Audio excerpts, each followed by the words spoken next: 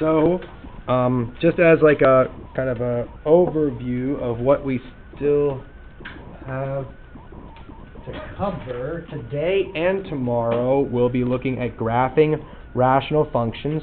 Oh, okay. So today and tomorrow we'll be looking at graphing rational functions, and then that'll be it. Okay, so that means we have Monday and Tuesday to review. Okay, Monday and Tuesday to review. Now Monday, you remember, is a really weird 2-hour delay schedule, okay, where you guys will come in 2 hours late, which maybe you'll like even more than 2 hours, leaving 2 hours early. But anyway, that'll be a shortened day, so we'll have like a little bit of review then, and then we'll have a full day of review on Pi Day, Tuesday. And then on the Ides of March, the anniversary of Julius Caesar being stabbed to death brutally by his friends, we'll have a test. Okay? All right. So, okay. Let's get into what we're going to do here. So,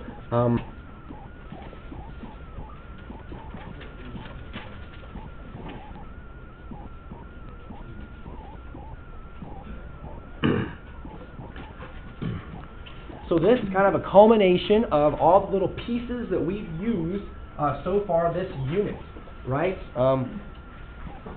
We've talked about, factoring polynomials and things. Oh gosh, what did we talk about here? Oh, never mind, sorry. We've talked about rational expressions. We talked about factoring last unit, right? And we talked about limits and things too. And we're going to be using those as well to help us graph these rational functions. Okay, so it kind of like brings everything together. Another important point about this, looking further ahead into the future, is that at the end of this class, or close to the end of this class, when we take the benchmark, this is a very common, use of this is as a free response question. Very common kind of free response question. So, because it's just got so many pieces to it and it brings in so many different things that it's a very common kind of free response question. Okay, and that benchmark will have both a multiple choice section you'll take one day and a free response question you'll take another day. But anyway, so key parts of a rational functions graph.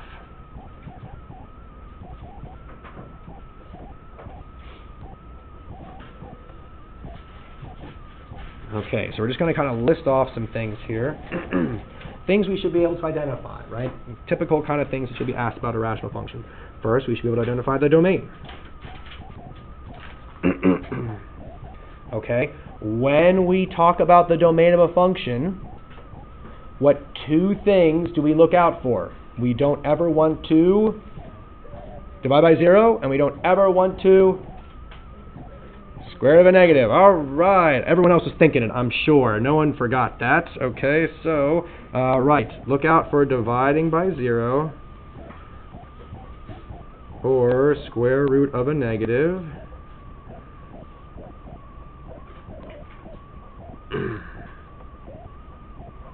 Okay.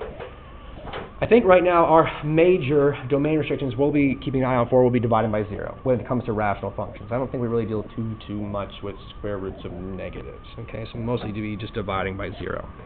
Okay, so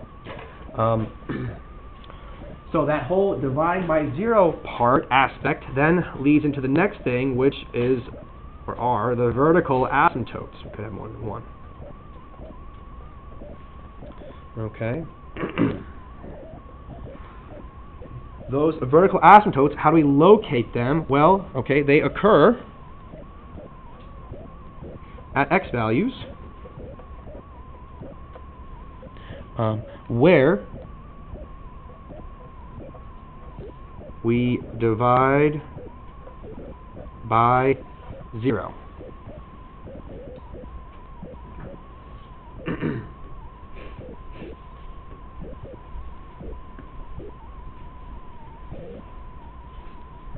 We divide by 0.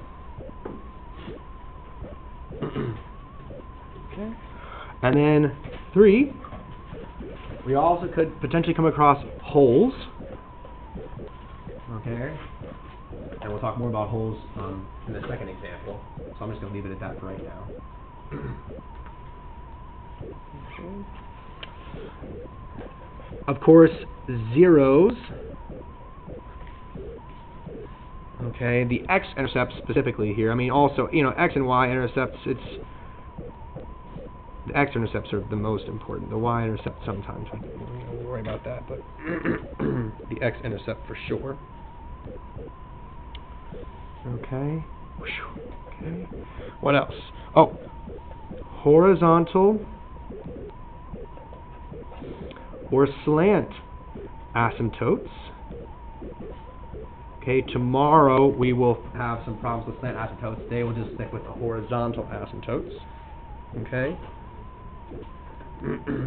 For horizontal asymptotes, remember that is the limit as x approaches infinity of the function, or the limit as x approaches negative infinity of the function. Okay. So we find those horizontal asymptotes. And then 6 additional points if necessary. Sometimes we just need a few more points to give us an idea of what's going on.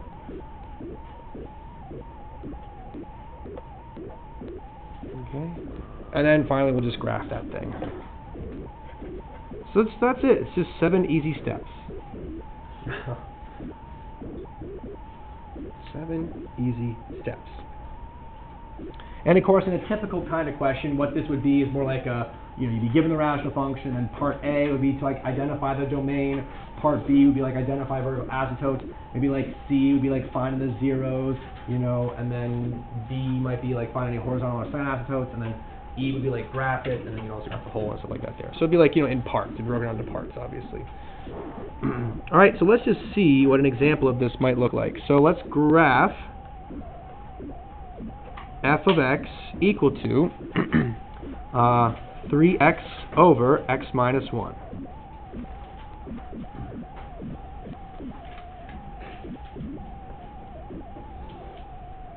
Okay, we're only going to do 2 of these today. That's all we're going to do, just 2. This is our first one. Again, we'll do some more of these tomorrow, too.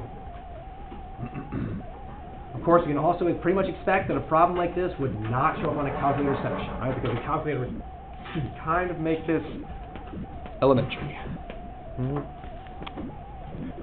Okay, so first things first, let's examine the domain.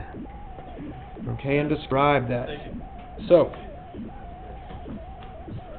okay. So, Noah Miller. Do we have any domain restrictions here? Yeah, at 1, or at x equals 1. At x equals 1. Very good, right? If you're ever unsure, right, you can just take our denominator here, set it equal to 0 to see what value would make our denominator 0, but of course, we can kind of mental math that and just see it's going to be 1 there. And so then to describe our domain, Noah, what will we write? Maybe using intervals, please. Negative infinity to 1, Huh? and then 1 to infinity. Good, and remember you rounded the parenthesis around that 1, right? Very good. So there would be our domain. Okay. Cool. So then the vertical asymptote, I'll just abbreviate that VA. Okay. Well, for what value, remember we just set up here, vertical asymptotes occur at x values where we divide by 0, right? So in this case, we're going to have a vertical asymptote at x value.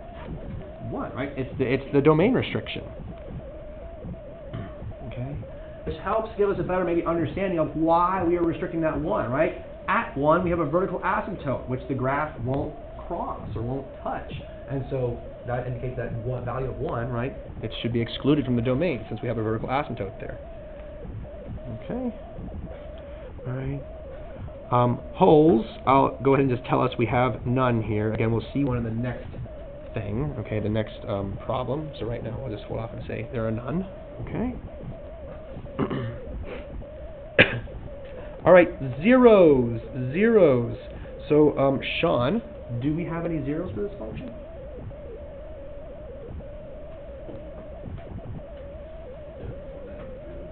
One, 0, 0, exactly right, okay? So, again, to know when this thing has a 0, Right, to know when this has a 0, we want to know when the fraction equals 0. But for a fraction to equal 0, what part of it has to equal 0?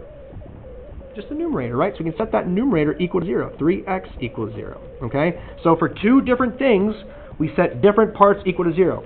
To see when the domain had restrictions, right, we wanted to see when the denominator was 0, which would be dividing by 0. So we set the denominator equal to 0 to see what value of x would make us divide by 0. But then to find the zeros, okay, we set the numerator equal to 0, because when the numerator is 0, the overall value is just 0. So we get x equals 0 there. Okay. Oh, yeah, very good. The actual coordinate there would be 0, 0. Yeah, 0, 0. Okay. And that's the only one. All right. How about the horizontal asymptotes? So again, this is just the limit as x approaches infinity or negative infinity. In this case, it's going to be the same thing. So let's go to Julia Regal. So what do you say there, Julia? What's the limit going to be at x approaches infinity?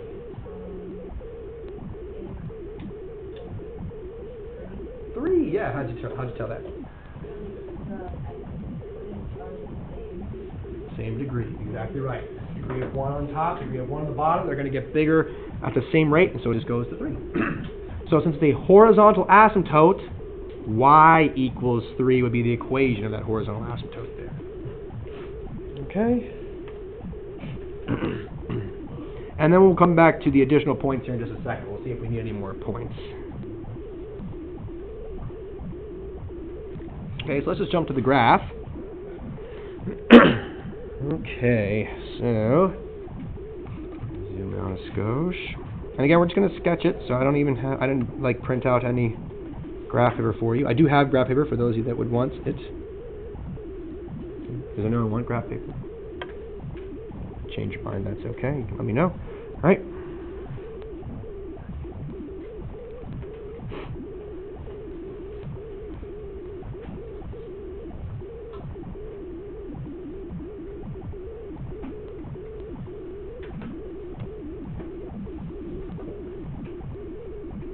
Okay. Short count by ones there. Again, when it comes to graphing, right, if you don't label your tick marks, I'm assuming you're counting by ones unless you state otherwise or show otherwise. All right, so let's start graphing some pieces, some things. So first of all, graphing the domain, that's not really something we worry about. We just state that to, have an understanding of what's going to happen here. Vertical asymptotes we can graph. Okay, so that's going to happen at x equals 1. So we need to draw like a vertical dotted line. Okay, so there's our vertical asymptote, x equals 1. Okay. Poles, there are none, so we don't have to worry about that. Zeros, we have 1, 0 at 0, 0, so that's easy to plot that. This point right there. Okay. Then we have a horizontal asymptote at y equals 3. So 1, 2, 3.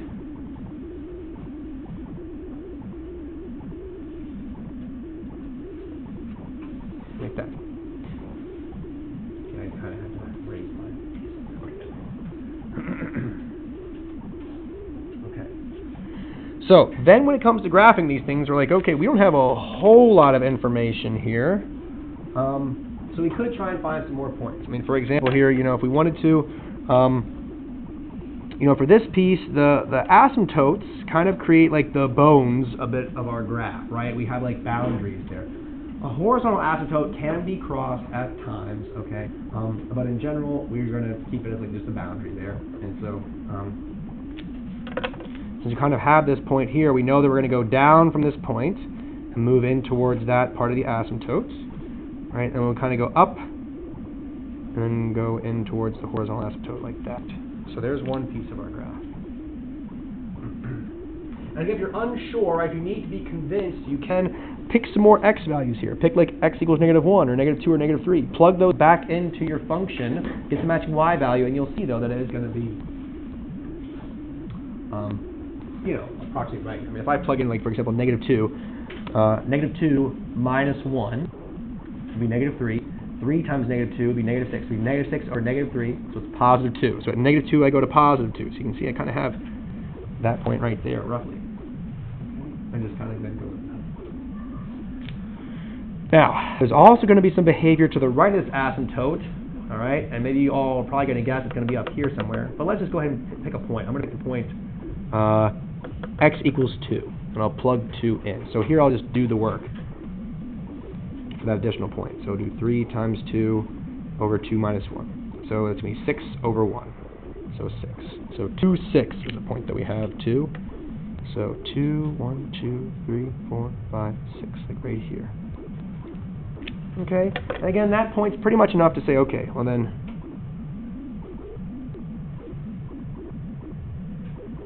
something like that.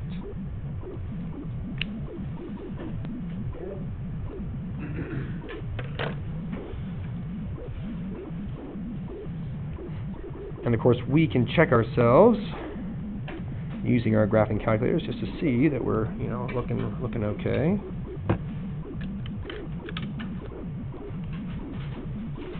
And so there it is, right? The nice thing is you can even graph the y horizontal asymptote if you want to at 3. And you can really see there how it lines up. That horizontal asymptote. Okay, that looks about right.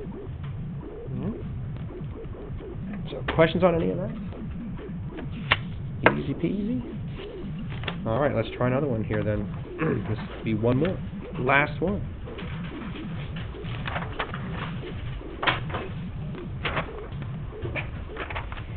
Okay.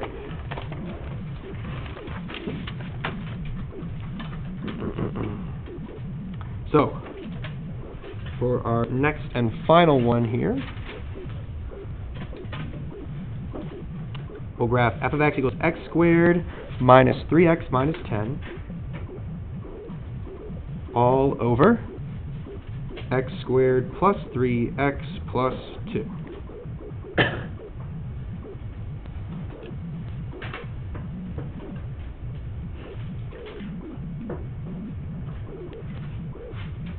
And so again, we'll go through the same kind of pieces here, right? Okay, so the first thing we want to identify the domain. Okay. So, Caitlin, could we divide by 0 here potentially? Yes. Okay, so we're going to set that x squared plus 3x plus 2 equal to 0. And then does this thing factor? Yeah, it does. Okay, what does it factor to be? Yep. And so that means our domain restrictions are what two values? Yep. Okay. So then what would our intervals be for the domain here, Caitlin? Huh? Very good. Okay, just pause right there just because I want to hit this. A lot of students miss that -2 to -1 part, so don't forget, right? We're only excluding -2 and excluding -1. You got to include those numbers between the -2 and -1 as well. Okay? So continue there, Caitlin. Sorry. Very good. Yes. Okay. Please, please, please don't exclude that middle interval, right? I think on the previous test, there was a multiple choice question, right, where a few people missed that middle interval. Maybe it was the first test, I forget. But it was on the test, some people missed that middle interval there, okay? You're just excluding the two numbers, not the stuff between them. All right. So then, let's take a look at the next thing here, number 2. Do we have any vertical asymptotes here? Let's go to, well, Julia I. Go ahead. What do you say there? Do we have any vertical asymptotes here? -2, -1, right? Okay, so, right, our two domain restrictions.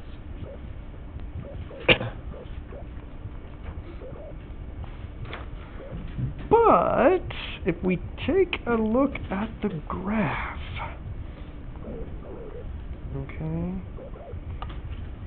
if we take a look at the graph ahead of time, if we cheat, right, if we cheat some,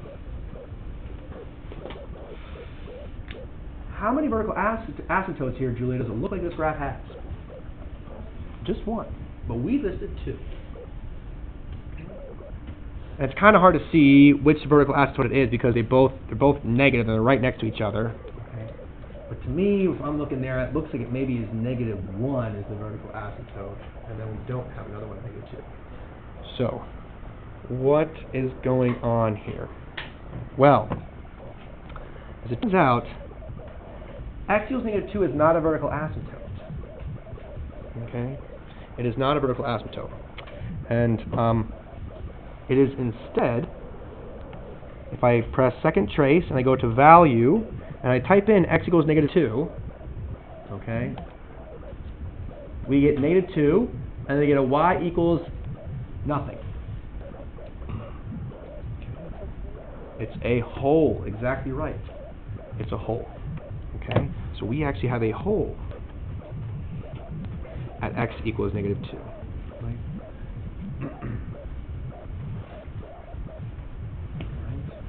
So yes, question, listen, I'll get you. How would you be able to tell that without a calculator? Good question. Is that what you're going to ask too, Devin? Okay, great question. Any ideas about how we can tell that this one's a hole without using a calculator? Matt? So you factor the numerator and factor the denominator? Yeah. So if we factor the denominator here, we already know it's x plus 2 and x plus 1 from Caitlin. But if you also factor the numerator, you'll see that we have x minus 5 and x plus 2.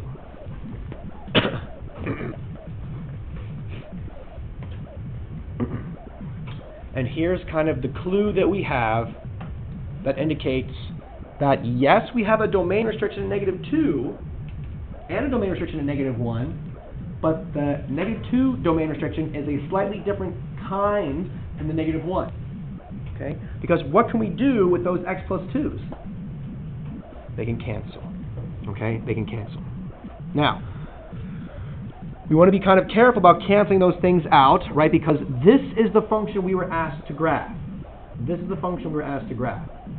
And this function, the original function here, is identical to this function at one point when x is -2. Okay? And so really we want to graph this thing, but we can use this to help us. Okay? The fact that we get that -2 cancels out like that, that indicates we have a hole. Okay, so yes. If it's a hole, does that mean it can't be a vertical asymptote? Correct. Yes, they are mutually exclusive. Either your discontinuity or your domain restriction, if you're dividing by 0, it's going to be either a vertical asymptote or a hole, but it can't be both, right? One or the other. Okay. So there's that. So we just have the one vertical asymptote, and then we have the hole. Now a hole, okay, a hole has it's like a non-point, but it can have a x coordinate and a y coordinate. We know the x coordinate of the hole is -2. How can we go about getting the y coordinate? Now that we've canceled out the x plus 2, you can actually just plug it in. Exactly right. Okay, so we're going to plug -2 in to the simplified version of the function. So -2 minus 5 over -2 plus 1. Okay, so we use that simplified function here.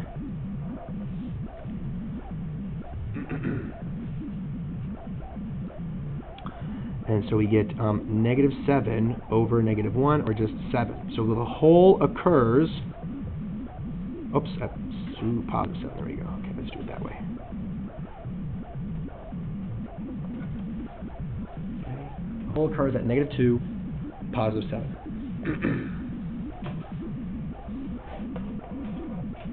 Okay. So actually, I want to go back here to what we talked about.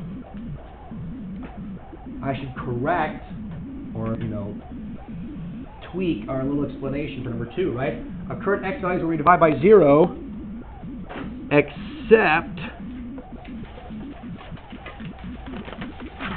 okay, except when we get 0 over 0. Because that indicates a hole.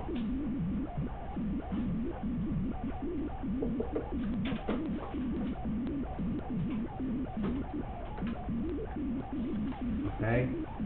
So, vertical asymptotes, you still are going to set the denominator equal to 0, and then find, the values that make your function, make that denominator 0.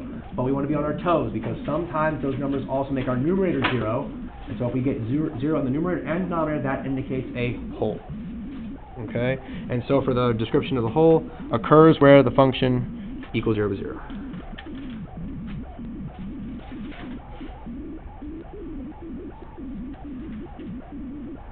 Okay. So that's just a little bit we're going to add in there, right, to kind of tweak things. Okay? So, those are important to identify, right? If you falsely identify a hole as a vertical asymptote, that's really going to throw off your graph. Okay? It's really going to throw off your graph. So you really want to make sure that you're on your toes about that and keep an eye out for it. So we have that now. We found it. Vertical asymptote at -1. That -2 made it 0 over 0. And so we found the whole coordinate at -2, 7. Okay. Let's continue on, though.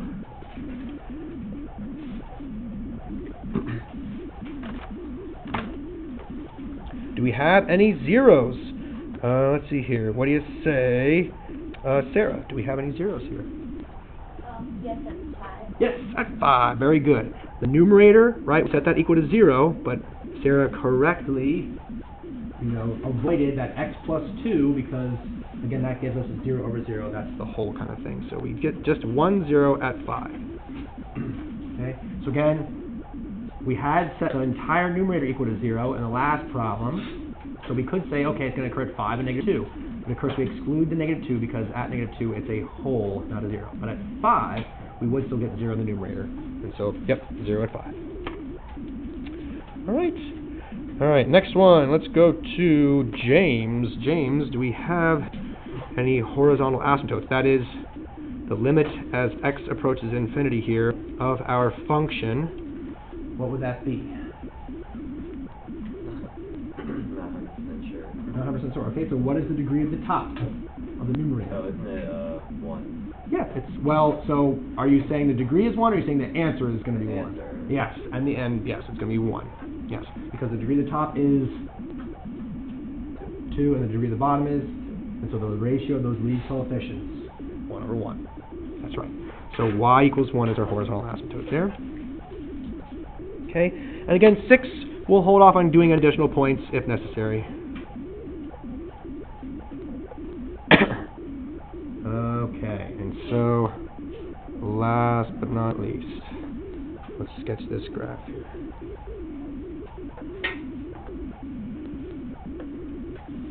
All right.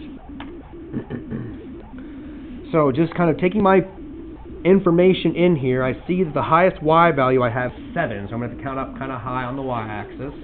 The farthest right x value looks like I have is 5 for a 0. Okay, so I want to make sure I have at least go to 5. So maybe I'm going to try and go like -10 to 10 or something like that here, okay? So let's see. It's 1, 2, 3.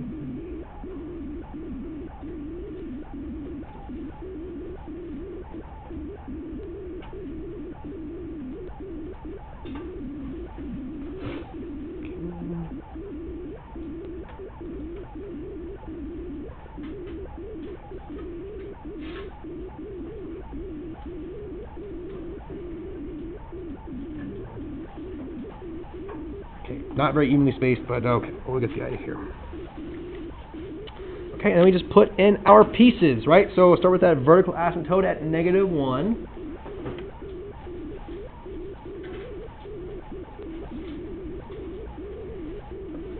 Okay.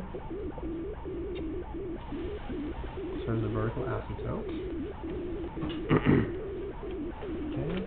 The whole we plot just like it's a point, except instead of putting a filled-in dot, you put just an open circle. So -2, and then 1, 2, 3, 4, 5, 7. Okay, just like that. And so the nice thing is that whole acts like a point, right? So that's a point. It should be like on our graph, right? Our graph should intersect that and go through it. So we can like use that as a point. All right, let's see here. We have a 0 at 5. So there's the point. We have y equals 1 as a horizontal asymptote.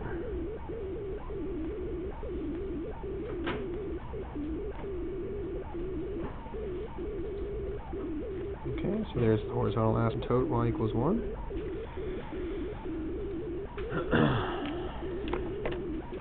And so believe it or not, we actually have enough information here to make this graph, okay? We have, you know, our 0 right here, which indicates that we have kind of like our curve going to go like this, okay? If you want, you can find the y-intercept here. It's not necessary, but if you want to, you can. It's going to be, what, -5, it looks like? Yeah, it'd be -5, so 1, 2, 3, 4, 5, put a point there. Okay, and so we'll just kind of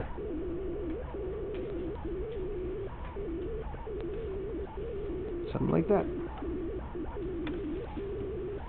Okay.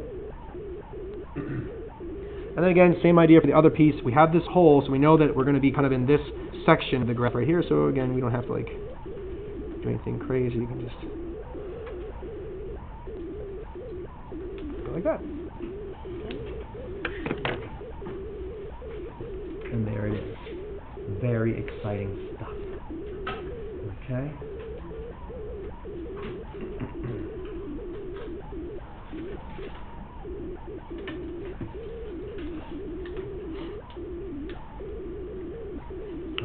Questions on any of that? All good? All right. So let me get you guys started here on your assignment. It will be out of the book. Okay. Just like last night, you're going to have 3 problems. And that's it. Just 3. So page 191, numbers 31, 45, 46. Gesundheit.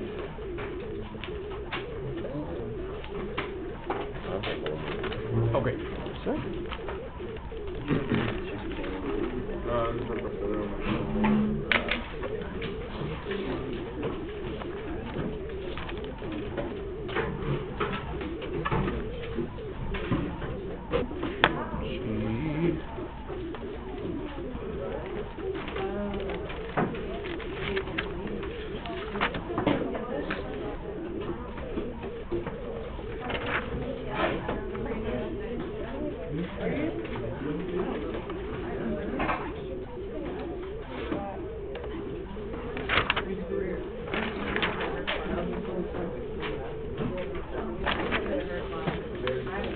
Oh, you want to say something? Nothing really happened. That's one thing I hate. It's like if you tell people there's spoilers, then that's kind of ruining it in a sense too, because you're like, you know to expect something now too, you know.